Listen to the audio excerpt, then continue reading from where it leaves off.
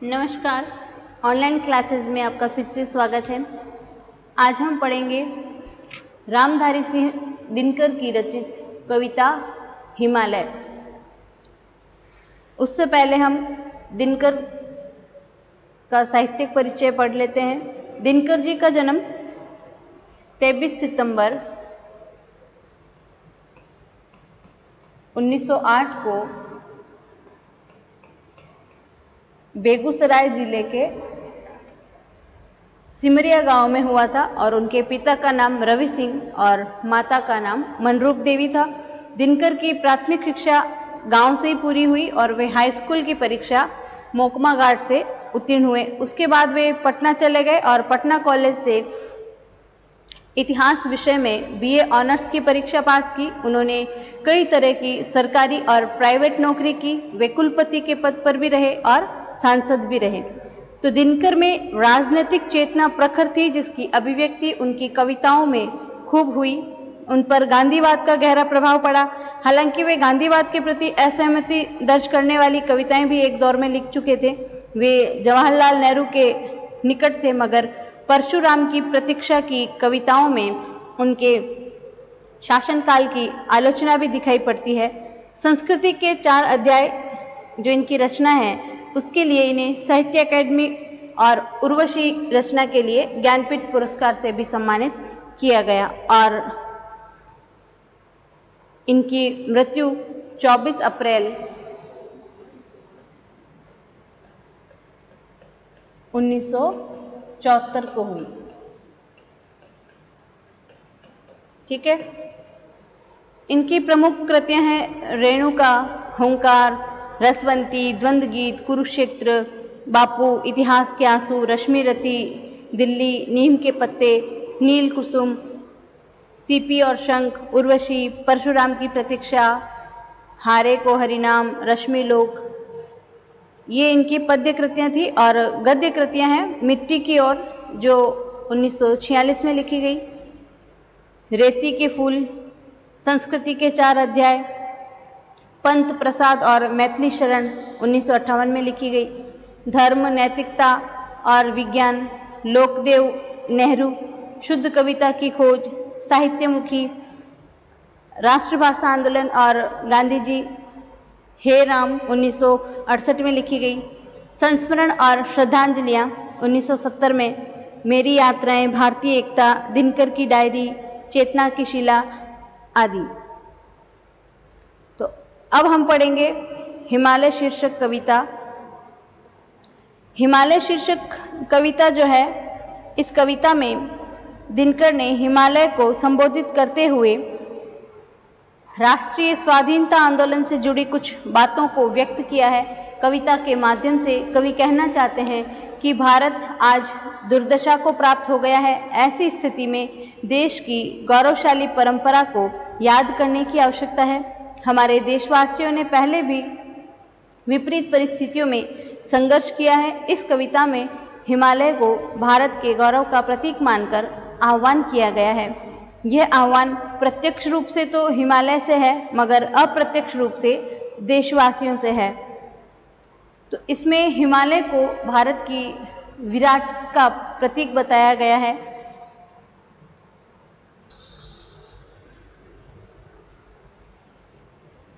इस कविता में हिमालय को भारत की विराटता का प्रतीक बताया गया है और हिमालय को संबोधित करते हुए ये कविता भारत के आख्यान और इतिहास से गर्व के प्रसंगों को प्रस्तुत कर रही है।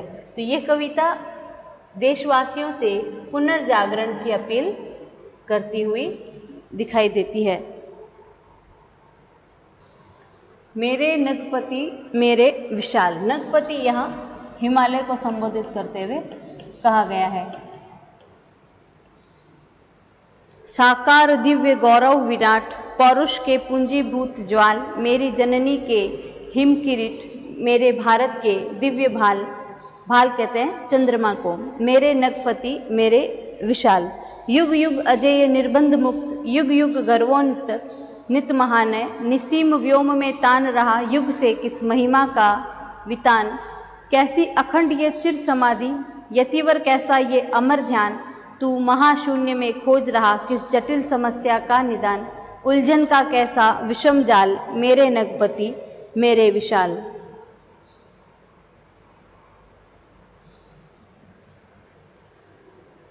तो रामवीर सिंह दिनकर ने इस कविता की रचना पराधीन भारत के दौर में की थी और भारतवासियों के मन में आत्मगौरव का भाव उत्पन्न करने के उद्देश्य से उन्होंने अपील से भरी हुई इस कविता की रचना की थी।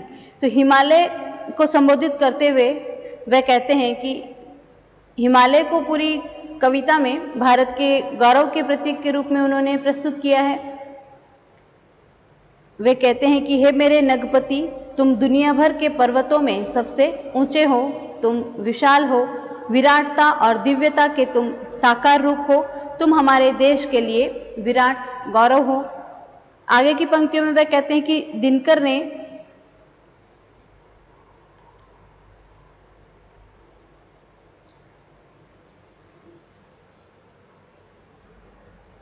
आगे की पंक्तियों में वे कहते हैं कि हिमालय की विशिष्टताओं को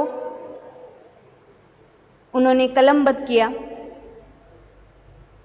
और भावनात्मक कल्पना का उपयोग किया।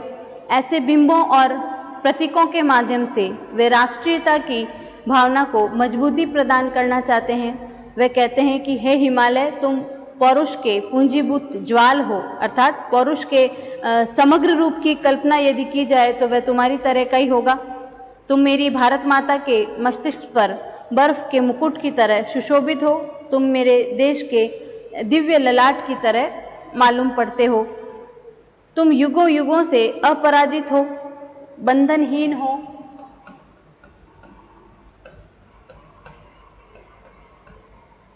मुक्ति के प्रतीक भी हो।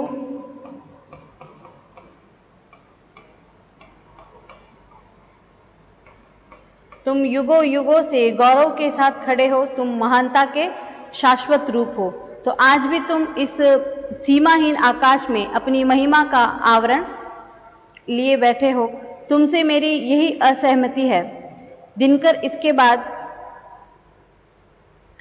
हिमालय से जो बातें कर रहे हैं उनका सारांश यही है कि भारत की आज की अवस्था के अनुसार तुम्हें कुछ कदम उठाने की आवश्यकता है। ऐसा कहकर के दिनकर इस कविता में हिमालय को भारत की विशाल जनता का प्रतिनिधि बना देते हैं।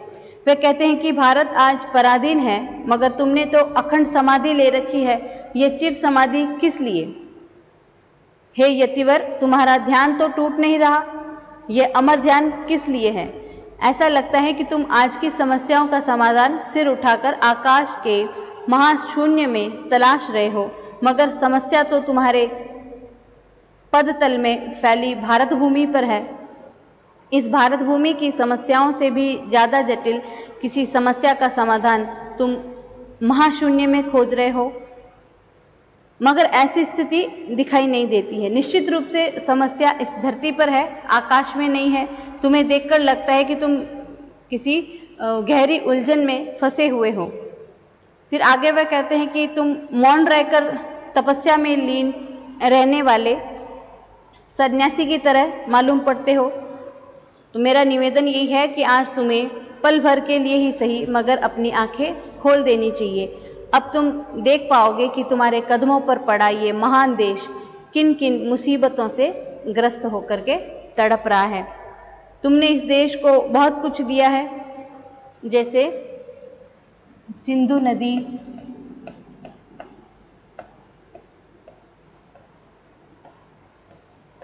सिंधु नदी से भारत भूमि को सिंचित किया। पंजाब की 5 नदियां कौन कौन सी? सतलज,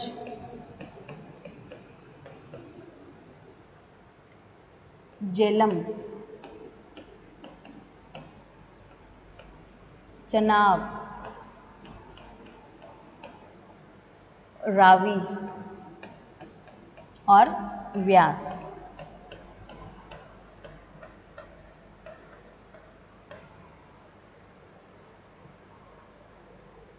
ये पंजाब की 5 नदियां हैं। ठीक है। और ब्रह्मपुत्र नदी, गंगा, यमुना,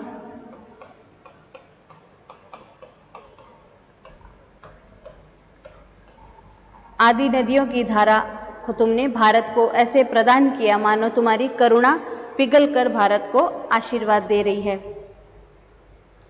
तुम युगों युगों से भारत की सीमा पर पहरेदार बन करके खड़े हो। जब भी किसी ने सीमा को पार करने का या आतंकित करने की कोशिश की, तब तुमने गर्जना की कि पहले मुझसे टकराओ, फिर इस पवित्र भूमि में प्रवेश करो। तो इसी प्रकार हिमालय की महानता का वर्णन करते हुए दिनकर कहते हैं कि हे तपस्वी, उसी पुण्य भूमि पर आज भयानक संकट आ खड़ा हुआ है। तुम्हारी संतानें व्याकुल होकर तड़प रही है। उन्हें चारों तरफ से सर्प रूपी अनेक कठिनाइयां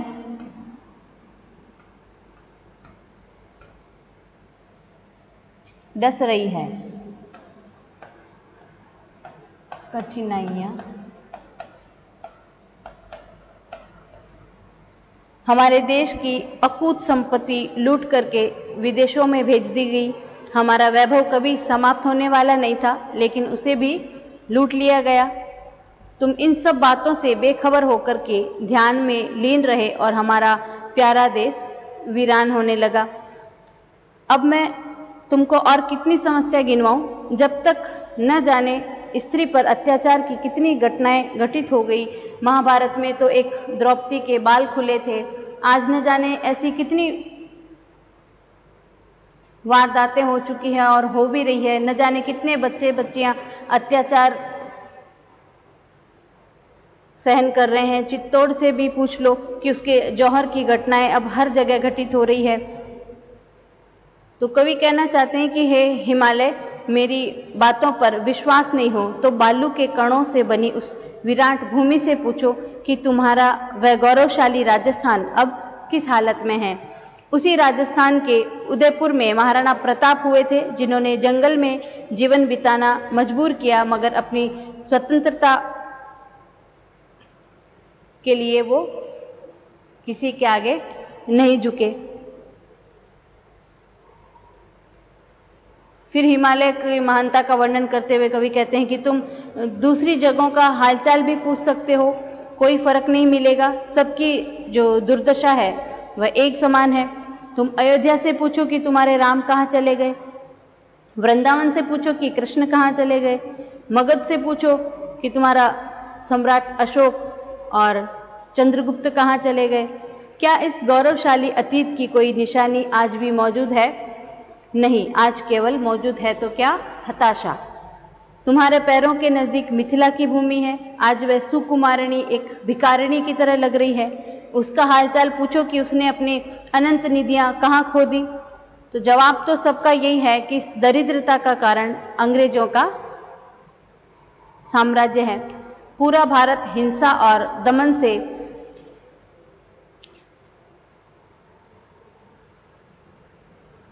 आक्रांत है। फिर आगे वह कहते हैं कि हे कपिल वस्तु, तुम ही बताओ कि गौतम बुद्ध के मंगलमय उपदेश आज कहाँ चले गए। एक समय था कि उनके उपदेश तिब्बत, ईरान, जापान, चीन आदि देशों तक प्रसारित हो गए थे। भारत से चले हुए ये उपदेश आज भारत में ही सुनाई नहीं पड़ रहे हैं। बुद्ध ने शांति के उपदेश दिए थे, मगर आज भारत में ही उनकी कमी हो गई है। तो चारों तरफ अशांति का साम्राज्य फैला हुआ है। एक समय था कि वैशाली में लिच्छवियों का लोकतांत्रिक गणराज्य था, मगर आज सब मिट्टी में मिल चुका है। अब तो हमारा पुराना साहित्य भी देखने सुनने को नहीं मिलता है। तो जिस गंडक नदी के किनारे विद्यापति के गीतों की धूम रहती थी, वहां भी आज उदासी छाई हुई है। यह भी ठीक है कि तुम तक ये बातें अभी तक नहीं पहुंची है, मगर ये देश जो है तरुणाई की अंगड़ाई ले रहा है। इस प्राचीन देश के भीतर से नई चेतना जन्म ले रही है। इस तरुण देश से तुम संवाद स्थापित करो, इनकी बातें सुनो कि ये तुमसे क्या चाहते हैं।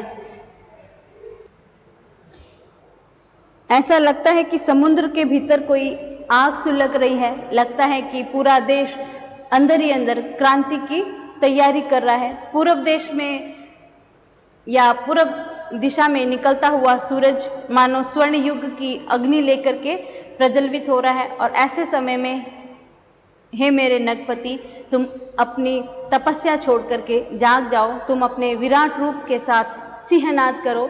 तुमसे अनुरोध है कि आज युधिष्ठिर को स्वर्गारोहण करने दो, उन्हें मत रोको, आज उनकी जरूरत नहीं है। आज हमें अर्जुन और भीम की जरूरत है। स्वर्गारोहण की घटना के क्रम में अर्जुन और भीम अपने गांडीव और गदा के साथ तुम्हारी खाइयों में गिर गए थे, आज उन्हें लौटा दो। अर्जुन को और भीम को अपने अपने शस्त्रों के साथ लौटा दो। आज की कठिनाइयों से जूझने के लिए अर्जुन भीम की आवश्यकता है, युधिष्ठिर की नहीं। तुम्हारे कैलाश पर्वत पर भगवान शिव का निवास है, उनसे कहो कि एक बार प्रलय नृत्य कर दें, जो कुछ बुरा उसका विध्वंस हो जाए और एक बार फिर से पूरे भारत में हर हर बम का जयघोष सुनाई पड़ जाए। इस प्रकार कवि ने संपूर्ण कविता में हिमालय की महानता का वर्णन किया है। अंतिम रूप में इस प्रकार की, तुम ध्यान छोड़ो, एक बार अंगड़ाई लो, तुम्हारी हल्की अंगड़ाई से भी यह पूरी धरती हिल जाएगी। आज तक तुम्हारी आवाज किसी ने नहीं सुनी, हमारा अनुरोध है कि अपने विराट स्वर से अनुगूंज पैदा कर दो। हे पर्वतेश्वर, तुम्हारे हुंकार से धुंधलका हट जाएगा और प्रमाद दूर हो जाएगा। तुम्हारी एक छोटी सी कोशिश भारत में नई चेतना का संचार कर देगी और विरोधियों के हौसले परास्त हो जाएंगे। तुम अपने मौन को त्याग दो, सिंहनाद करो। हे तपस्वी, आज तपस्या करने का समय नहीं है, नए युग की शंख ध्वनि जगा रही है। हे मेरे विशाल, तुम जाग जाओ। तो इस कविता के माध्यम से कवि ने स्वतंत्रता आंदोलन के समय केवल जो अहिंसा और सत्याग्रह था उसी का ही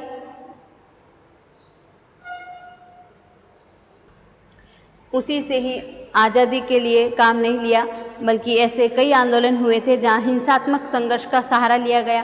क्रांतिकारी विचारों में विश्वास रखने वाले आंदोलनकारियों के प्रयासों का भी अपना महत्व है और यह कविता इसी प्रकार के संघर्षों का पक्ष ले रही थी। अब हम इसके कुछ प्रश्न देखेंगे कि यहाँ नगपति किसे कहा गया है। तो नगपति का अर्थ होता है पर्वतों का स्वामी।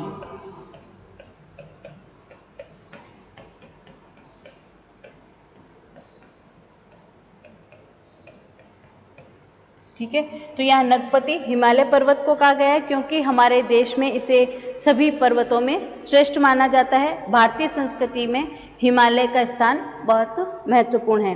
फिर जननी के हिमकिरीट, जननी के हिमकिरीट, इससे क्या तात्पर्य है। तो यहाँ जननी शब्द कवि ने भारत माता के लिए प्रयोग किया और हिमालय पर्वत भारत के उत्तर दिशा में है। वो वर्ष के ज़्यादातर समय बर्फ से ढका हुआ होता है, इसलिए ऐसा लगता है जैसे भारत माता के सर पर बर्फ का मुकुट है। इसलिए यहाँ कवि ने हिमालय को मेरी जननी के हिमकिरीट कहा है। फिर इसमें हिमालय की किन किन विशेषताओं का प्रयोग किया। तो इस खंड में हिमालय को नगपति, विशाल, साकार, दिव्य, गौरव, विराट जैसे विशेषण से संबोधित किया गया है। इसके अलावा उसे भारत माता का बर्फ से बना मुकुट और युगों युगों से अजय, निर्बंध, मुक्त, गर्वोन्नत और महान भी कहा गया है। फिर प्रश्न आता है कि कवि ने हिमालय को अजय क्यों कहा। क्योंकि हिमालय वर्ष के अधिकांश समय बर्फ से ढका रहता है और उसका आकार भी बहुत बड़ा है। तो हिमालय की चोटियां बहुत ऊंची ऊंची हैं, उसके चारों ओर गहरी घाटियां हैं। इन सब कारणों से भारत के उत्तर में रहने वाले विदेशियों को हिमालय पार करके भारत में आना बहुत कठिन होता है। इसके अलावा उत्तर से आने वाली ठंडी हवाओं को भी हिमालय रोक देता है। और भारत में आने नहीं देता है। तो अपनी भौगोलिक स्थिति के कारण हिमालय ने भारत की अनेक आक्रमणों से रक्षा की है, इसलिए कवि ने उसे अजेय कहा है। खगों के भारत को प्यारा नीड़ समझने का क्या तात्पर्य है कि सदियों से हमारा देश विदेशियों के लिए आश्रय स्थल रहा और जिनको संसार में कहीं आश्रय नहीं मिला, भारत भूमि ने उन्हें आश्रय दिया।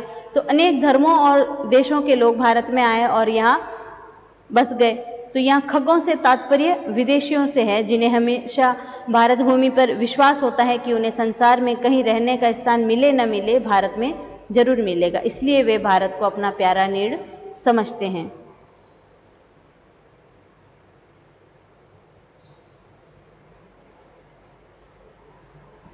फिर एक प्रश्न और कि हिमालय के पुत्र क्यों तड़प रहे हैं। तो आज भारत भूमि पर बहुत बड़े बड़े संकट आ रहे हैं, देश चारों तरफ से शत्रुओं से घिरा हुआ है, देश की जनता गरीबी, अशिक्षा, बेरोजगारी, भ्रष्टाचार जैसी समस्याओं से जूझ रही है। तो इन समस्याओं का कोई हल निकट भविष्य में भी नहीं दिख रहा है। तो इसलिए कवि ने लिखा है कि हिमालय के पुत्र तड़प रहे हैं, या हिमालय के पुत्र शब्द जो है भारतवासियों के